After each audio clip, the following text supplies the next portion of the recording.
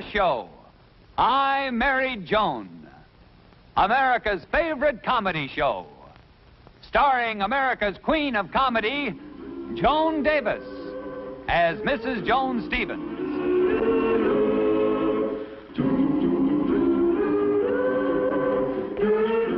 And featuring Jim Backus as Judge Bradley Stevens.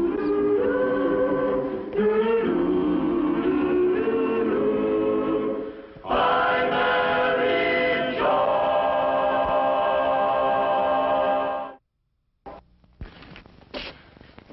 Look, Judge, can't we hurry this up? I'm in a hurry to get back to the office. Well, what seems to be the problem? That's the problem. All he cares about is his business. Always got to get back to the office. Getting it back me out. You see, Judge, a man works hard. For who? For her. She's always complaining. No matter what I do, she's complaining. If I don't work, she calls me a bum. She's always got to complain. Always something nasty to say. Even when I proposed to her, she said a nasty thing. What was that? Yes. Now you're sorry you proposed to me. Now, I was even sorry then. Then why did you marry me? Look, Ethel, I'd just come back from spending 4 years in the South Pacific. I'd forgotten what a woman looked like. And by the time I remembered, I was married to you. Please, please, please, Mr. and Mrs. Hobson. Even though these are my private chambers, the dignity of the court still holds. Marriage problems are serious things, so let's please try to discuss this problem rationally and calmly. Well, Judge, it was all wrong from the very beginning. I wanted a nice, big, glamorous wedding. He made me elope. I had my bags all packed for a honeymoon. He said he had to get back to the office. So what kind of a marriage is it when you don't even have a honeymoon? Well, I appreciate how you feel, Mrs. Hobson, but I think you're exaggerating the importance of a honeymoon. A glamorous wedding and a honeymoon are of great sentimental significance to a bride. But a honeymoon doesn't determine the success of a marriage, not one bit. Pay attention. That's what I've been telling her, Judge. As a matter of fact, my wife and I had as miserable a honeymoon as could ruin a marriage. We'd have been better off without one. Well, what do you mean? Well, let me tell you about it. We had gotten married and we checked into this resort hotel. Wasn't it a wonderful wedding? Oh, it was wonderful. Wasn't Lucille Reeves beautiful? Who? Lucille Reeves, my maid of honor. Tell you the truth, I didn't notice. You didn't notice her? No. Oh, darling. Wait a minute, honey. Lucille Reeves happens to be one of my nearest and closest friends. You might have at least noticed her. All right, I noticed her. She was gorgeous, she was sensational, she was beautiful. Oh, do you really think so? Well, yes. You didn't have to notice her that much. Oh, but, honey. Don't honey me. You think Lucille Reeves is so beautiful, why didn't you marry her instead of me? Well, I never saw her until the day of the wedding. Well, you're certainly a fast worker. Now, Joan, you're being utterly ridiculous. If that's what you think of me, I'd better take my bag and go home. Goes for me, too, I'll tell you. Brad! Darling. Our first class! Oh, honey. Promise me that I'll never look at Louise again. Lucille. Yes. Who's Louise? Oh, now, Joan. I'm sorry, Brad. Where are you going? Well, I'm just going to hang this coat up in the closet. Way over there? But it's so far away. Well, honey, it's only 12 feet. I'll miss you. Well, if I can't come back soon, I'll write you. Brad, Yes? you didn't kiss me goodbye. Well, I should. All right, darling.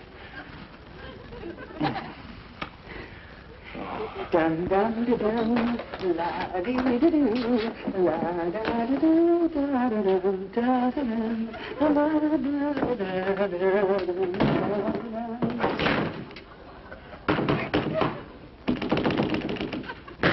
Come in. Oh, you don't have to knock, dear. I'm dressed. I'm not knocking. I am locked in. Locked in. Oh, you're silly thing like that. Well, never mind. Just open the door and get me out of here.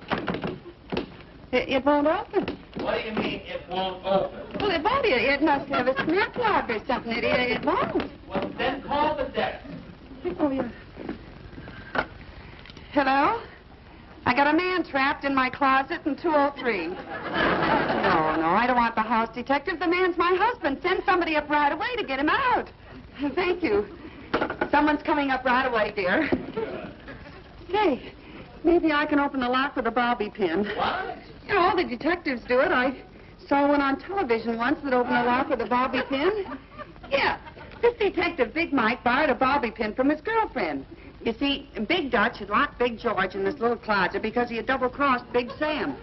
But, Joan, are you sure you know what you're doing? Don't worry about a thing. You just leave it to Big Joan. Oops. What happened? The bobby pin broke off in the lock. Well, will you please leave things alone till the man comes up? Come in. He's locked in this closet here. Oh, well, the key in this closet fits both doors. You see, all our larger suites are equipped with these burglar-proof closets in case guests want to leave fur coats and things like that. Have you out in a jiffy, Mr. Stevens? It's funny, I can't seem to get the key in. You can? No. It's almost like somebody jammed up the keyhole or something. But who would do that? Who would do that? What's holding you up? Now, will you get me out of here? I can't, Mr. Stevens. The lock's jammed. Oh, no, Jody. You and your bobby pin. You and your Big Mike and your Big Duck. Come to think of it, Big Mike jammed up the lock, too. I remember now. I'll have to get a handyman up here. The key won't work at all. Well, will it take very long? A handyman will be right out. Good. But I don't know what he's going to do. These closet vaults here are really built. Oh, for heaven's sake, Tom, hurry. We've wasted 22 minutes of our honeymoon already.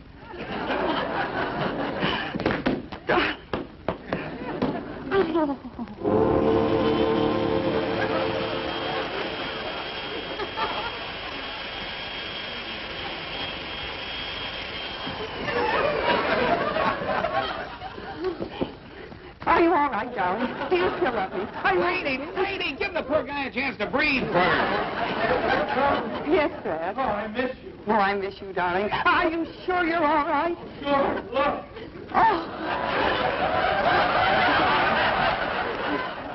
Oh, food. Thank heavens the poor darling hasn't had a bite since breakfast. Your lunch is here, dear. Oh, thank heavens, darling, I'm starved. I know.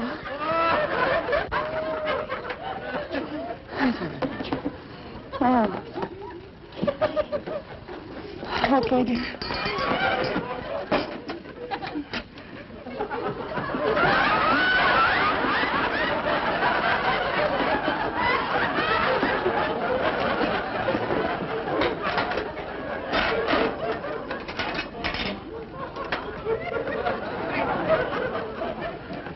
Here, honey. Don't worry, we'll be together soon.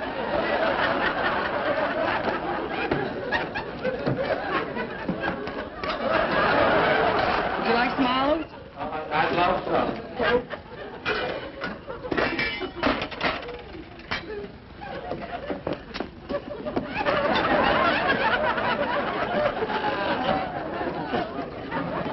You got him? Yeah, I got him. Are you ready? Ready.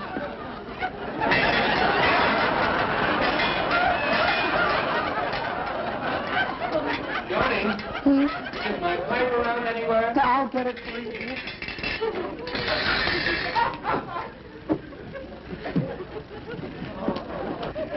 You got it?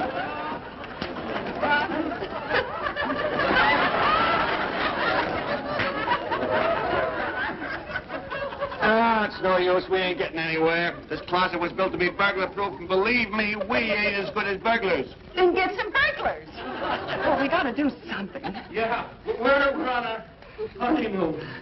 Honey, are you sure you still love me, even though we've been hours apart? Of course I do, Angel.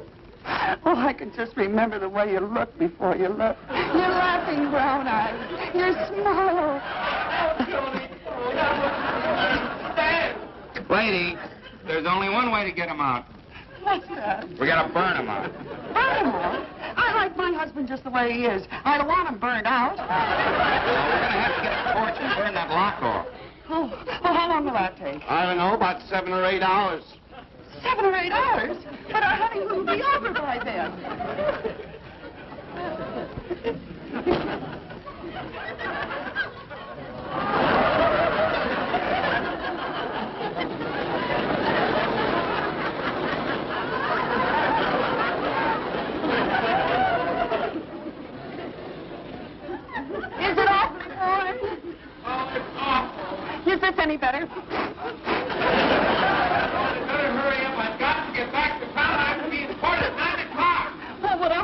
Oh, Mrs. Finn, I haven't seen you for 11 hours. Don't worry, we'll be through in a minute.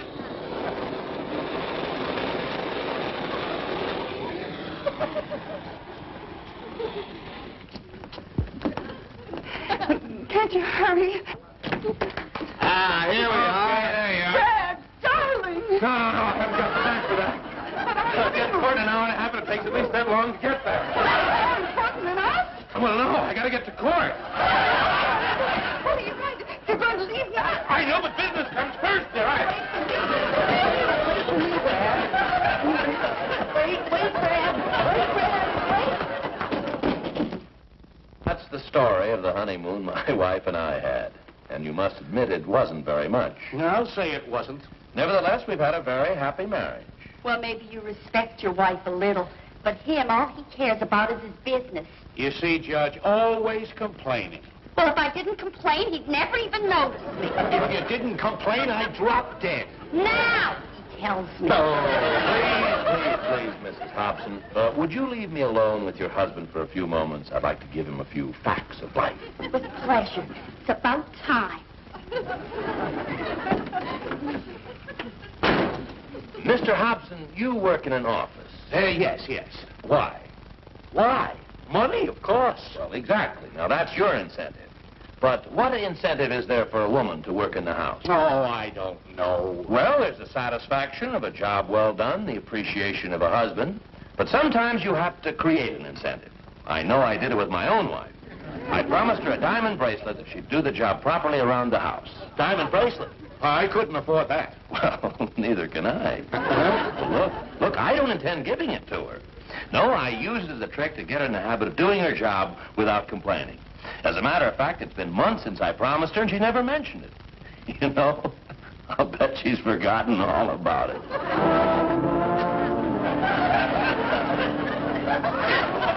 the 6 months are up today, Betty. Brad will be bringing me home a diamond bracelet tonight. What makes you so sure he'll bring it? Oh, Brad always keeps his promises. Haven't you seen his campaign posters? Re-elect Judge Bradley Stevens. Honest Brad. Always keeps his promises. Congratulations. Thanks, Betty. Gee, I can just see myself all dressed up in my diamond bracelet. And say, what goes with diamonds? Usually bankruptcy. Oh, no kidding. Honey, a real diamond bracelet costs a fortune. Now, how could Brad save that much money in only 6 months? Gave up smoking. June, that wouldn't even pay the sales tax. Oh, but Betty, after all, Brad doesn't pay the full price. You see, he's a judge. He's got connections. Yeah, he'll get it wholesale. Say 50%. So he's a lot of money. Well, and there's no retail sales tax. That's another 3%. Yeah, he'll pay cash. That's 10% off. And being a judge, he'll get a professional discount, maybe 25%. And let me see. Oh, yeah, buying direct from the owner. There's no salesman commission. That's at least 12%. Hey, wait a minute. According to my figures, that's already 100%. He's getting it for nothing. He is? Isn't that wonderful? I think I'll call him right up and tell him he can start smoking again.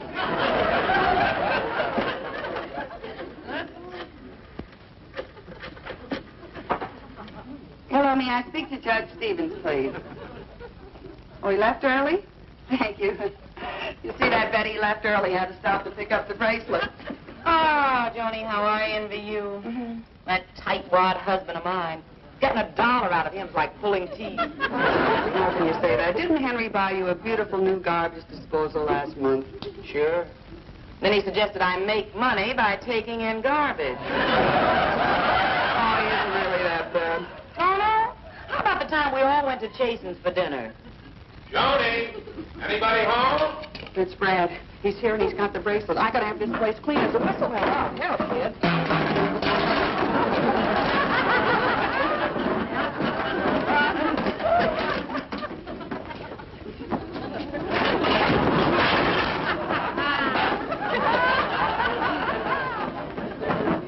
Hello, dear. Oh, hiya, honey. Hiya, Betty. How's Henry?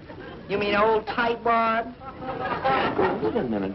What's going on here? Where is it, you sly little weasel? Where is what? Isn't that cute? Playing it like a fox. Okay, slip it on. What's she talking about? Don't you know? No. Joan. Open your eyes. Dream's over. You mean you haven't got it? Well, I don't know whether I do or not. What am I supposed to have? The diamond bracelet. The 6 months are up today. Oh, that diamond bracelet. You didn't take that seriously, did you? Well, I certainly did. Oh, that was just a device to show you that you could get on a schedule and enjoy the satisfaction of running the house well. But I did it for the satisfaction of owning a diamond bracelet. Oh, Joni, be sensible. How could I afford a diamond bracelet? Well, there's the 25% off for being a judge. Oh, Brad, how could you? But, Joni... You broke your promise to me, and you're running for re-election. Honest Brad always keeps his promises. Honest Brad. Where did you ever get a name like that? You probably stole it. Now, look, we haven't got time for arguing. We both have to get dressed. What for? The big political dinner at the Women's Club. And don't forget, I'm bringing the Andersons back here for some coffee. Oh, I was so excited about the bracelet, I forgot. Well, I'm not going. They are very important people and want to meet you. I'm not going. I'm mad at you. All right, then don't. You better have things ready when I get back here with the Andersons. How do you like that, Betty? He gets me to keep the place neat as a pin on a phony promise. I'm so mad at that Brad Fair. Take it easy. You'll never change his mind. And if Brad's bringing company back later, you better clean that mess up. You don't suppose I better get the vacuum? Wait a minute. He got me to be a neat little housekeeper on a dirty trick. Well, we'll show him. We. Come on, you and I've got a little work to do. I'm certainly looking forward to meeting your wife, Judge Stevens. It's too bad she couldn't have been with us. Well, she wanted to stay at home and tidy things up. She's so meticulous about the house. I know. My wife is exactly the same way. Oh, George. Well, you are, my dear. Oh, well. Here we are.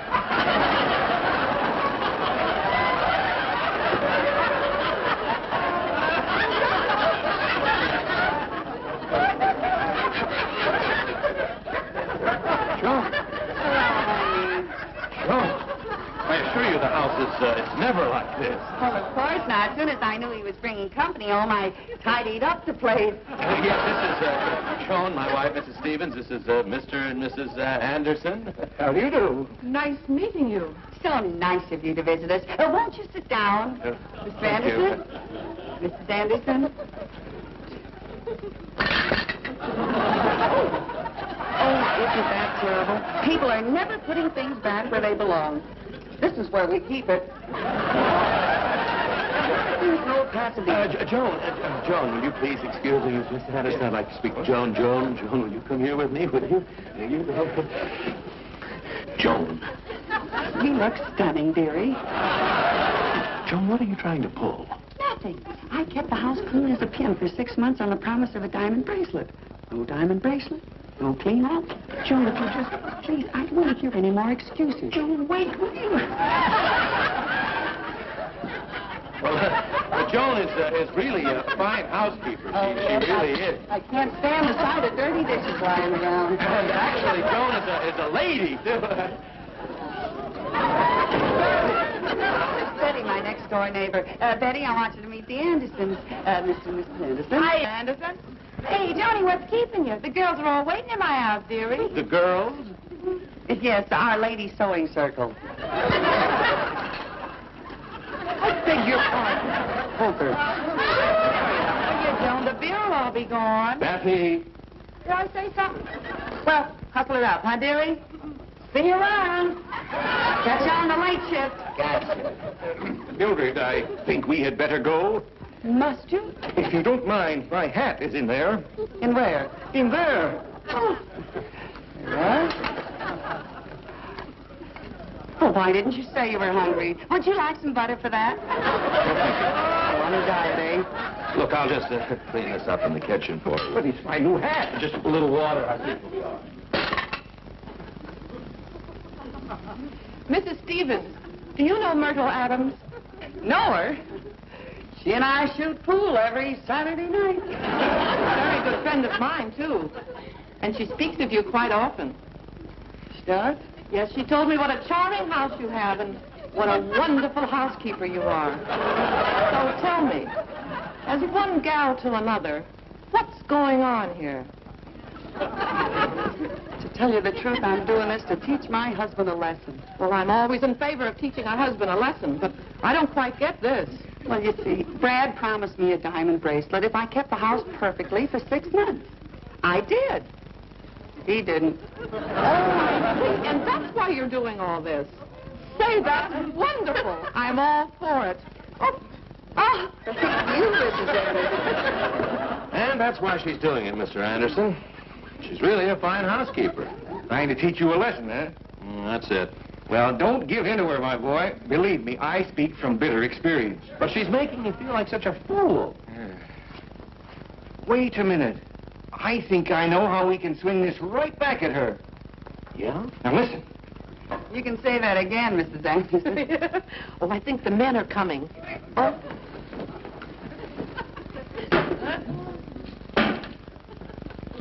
Well, here we are. Good afternoon. I hope you don't mind. A woman's work is never done, you know. Mine. I was just telling Brad, I think I've seen the most perfect little housewife.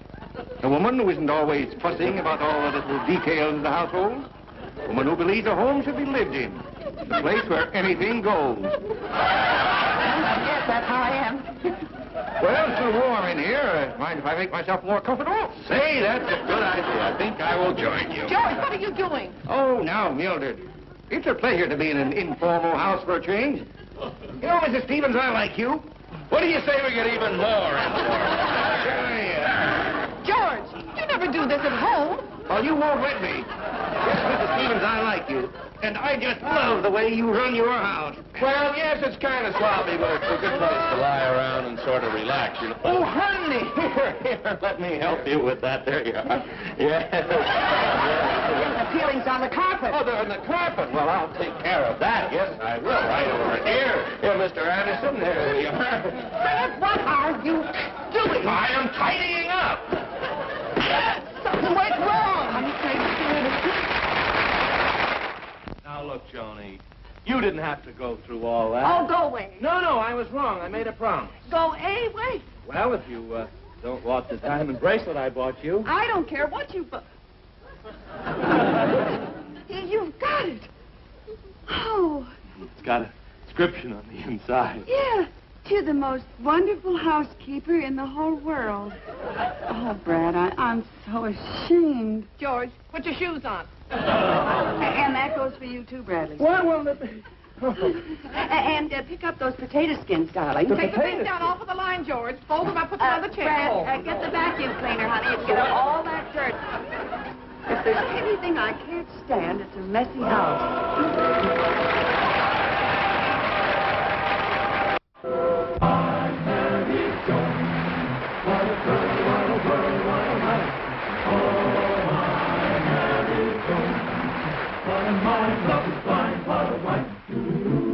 Giddy and gay, all day she keeps my heart laughing. Never know where her brain has gone.